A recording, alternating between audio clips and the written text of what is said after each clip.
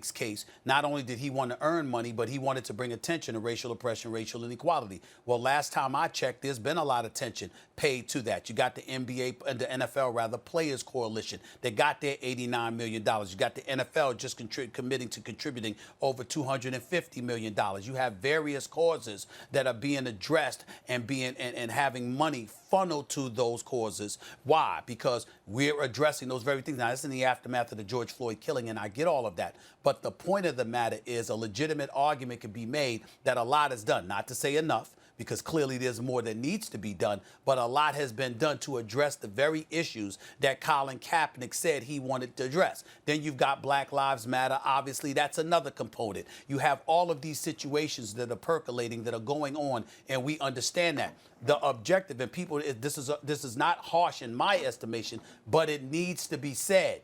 It was about racial oppression and racial inequality.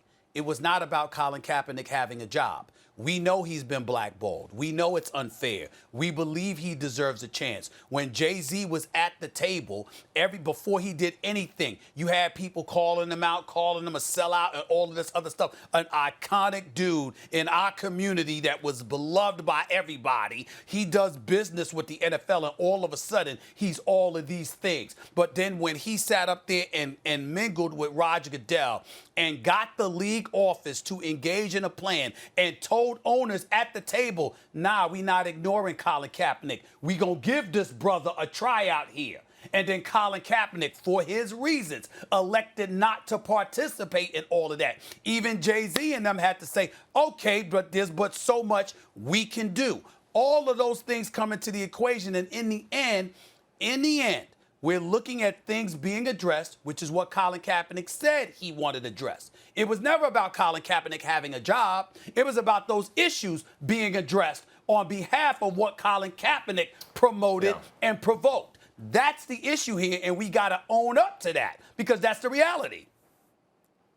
Well, then what keeps him out of what else might keep him out of the league? What we've seen from teams is, I think, that it's very important for the owners to show the players, because this bleeds over not just from a strictly racial issue to a labor issue as well. It's important for the owners to show the players, you can't do that to us and still be employed here. Right. And I think they are sending, I think that's really the basis of the feeling of collusion, is the feeling is like, wait a minute, it feels like the owners are sending a message, stay in line. Hey.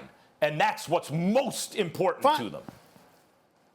Well, you can say that, and you would be right. But here's my retort to end this segment with you and Molly. Earl Thomas has absolutely nothing to do with this particular issue, right? Didn't the Baltimore Ravens just let him go because of what they deem to be conduct detrimental to the team? Are they not planning on not paying him his $10 million? Now, he didn't take a knee during the national anthem. And he didn't take a knee during the national anthem. Okay, that is true.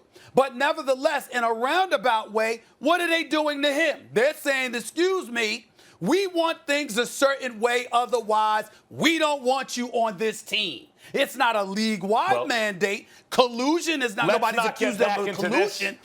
But he's unemployed. That's all I'm saying. Let's not get back into this, and I know we're going a little long, but when you say, you make the basically overarching point, like, Max, these are businessmen. What do you expect from them? You're right.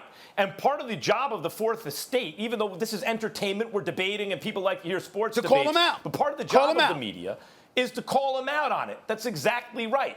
And so, yes, they can want it a certain way, and certainly that's like, we don't want you fighting with your teammates, causing a distraction along those lines. But to say you have to parrot our political speech by participating in a ceremony the way we prescribe, or else get out, that's different. Well, it's not about parroting political speech, and I've always disagreed with you about that. But in the end, what it comes down to, it's business. And we have an obligation as the Fourth Estate, Molly and Max, to also show people how to play chess instead of checkers, because that's what we do. In other words, yeah, you can stick out your chest, you can bloviate, you can speak adamantly and emphatically against issues, but in the same breath, we have to understand we are in a position to do that. Other people who are not, we might be giving them detrimental advice by encouraging them to do something that could bury or end their careers and their futures. We got an obligation to talk to them about how to play chess, too. That's what I'm saying. Well, I would say this quickly, Stephen A., because we could go on and on about this. You're right. Sure. We should. Sure. The kind of the risk associated with their position should be explained and explained publicly, even right.